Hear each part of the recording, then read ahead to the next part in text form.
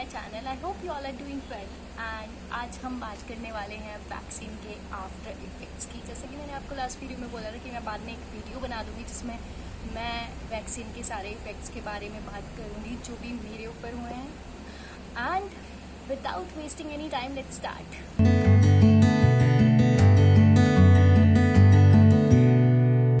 हाँ, तो जब मैंने आपसे लास्ट बात की थी तो तोरी बेच ले भाई पहले।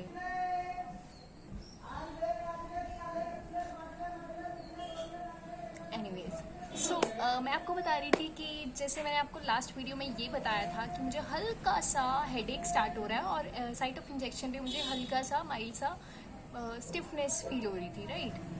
वो बहुत थोड़ी सी थी, बिल्कुल मतलब उस एरिया पे जस्ट, ठीक है। बट आफ्टर दैट स्टिफनेस का तो छोड़ ही दो, बहुत ही माइल्ड थी कि इग्नोर की जा सकती, नेग्लिजिबल थी। बट आफ्टर दैट जब मैंने वीडियो बंद कर दी तो हम वॉक करना स्टार्ट कर दिया फिर से।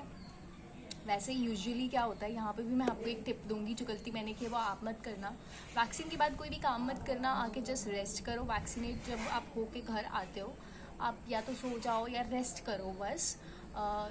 ज़्यादा वॉक एक्सरसाइज ये सब मत करो।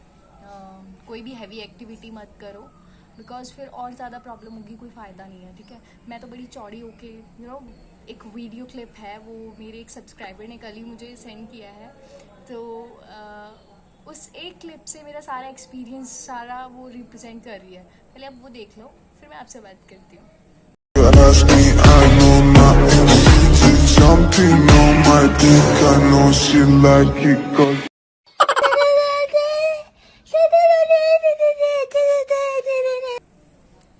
तो अभी जो आपने क्लिप पे देखा सेम ऐसे मेरी कंडीशन थी और इसी को जस्ट मैं एक्सप्लेन कर रही हूँ।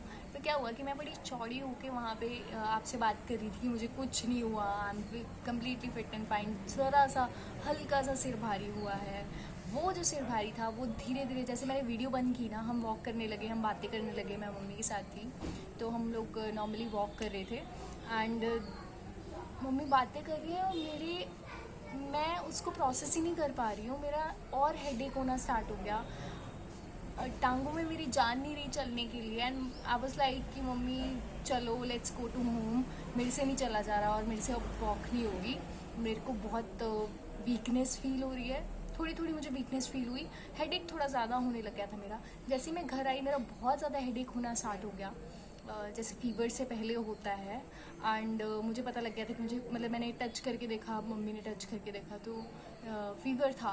तो मतलब पता तो था ही घर वालों को, हमें भी, कि फीवर तो होना ही है। अब दवाई लेनी थी, तो दवाई लेने से पहले कुछ खाना पड़ना था और मेरा बिल्कुल भी मन नहीं कर रहा, तो मैंने थोड़े से फ्रूट्स खाए और उसके बाद मैंने एक रस दूध में भिगो के वो खाया। एंड उसके बाद मैंने दवाई ली।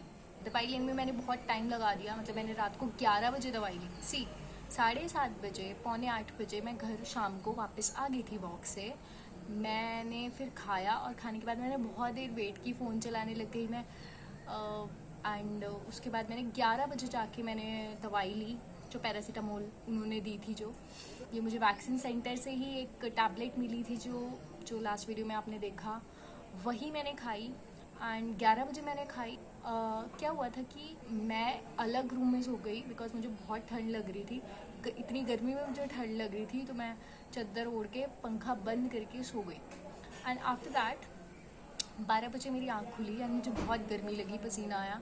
ऑब्वियसली जब फीवर उतरता है तो ये सब होता है। तो फिर मैं उठ के दूसरे रूम में चली गई मम्मी पापा के पास।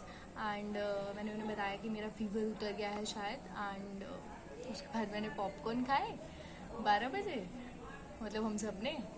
और उसके बाद मैं फिर से सो गई। हल्का हल्का ना, पता नहीं क्यों फिर से मेरा हेडेक हो रहा था। मतलब 1-2 बार मैं उठी हूँ वॉशरूम के लिए, तो लग रहा था थोड़ा थोड़ा, बट मैं सो गई, इग्नोर किया मैंने। सुबह जब मैं उठी 6 बजे, 6-6:30 बजे मैं उठी और गंदे वाला हेडेक फिर से फीवर हो गया मुझे। अब मैंने चेक किया, अब मुझे 101 आई थिंक फीवर था। फिर से मैंने सुबह 10-11 बजे फिर से एक टैबलेट ले ली पैरासीटामोल की।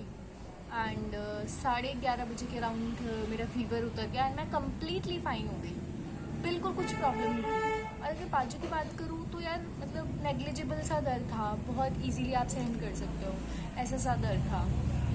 तो फिर उसके बाद क्या हुआ कि फिर मैं नॉर्मली काम करने लगी। थोड़ी सी ना आपको वैसे ही आपको आदत सी हो जाती है बेड पे बैठने की, होता कुछ नहीं है, ठीक है ना। आपका जब फीवर ख़त्म हुआ तो आपकी बॉडी भी, बाकी सबको यार अलग अलग होते हैं। मेरे साथ जिसने वैक्सीनेशन लगवाई थी वहाँ पे सेंटर में, आपने वीडियो में भी देखा लास्ट, उनको वॉमिटिंग्स हो गई थी यार। तो मुझे नहीं पता था कि वॉमिटिंग्स भी हो जाती हैं, बट शायद मतलब हर बॉडी डिफरेंट वे से रिएक्ट करती है। तो मेरे साथ जो एक्सपीरियंस हुआ मैंने आपको वो बताया, और किसी का जो मुझे पता है मैंने आपको वो भी बता दिया है। तो हर एक को अलग अलग होता है। तो मुझे सिर्फ फीवर हुआ जो कि एक दिन रहा, और नेक्स्ट डे मैं कम्प्लीटली फ़ाइन हो गई।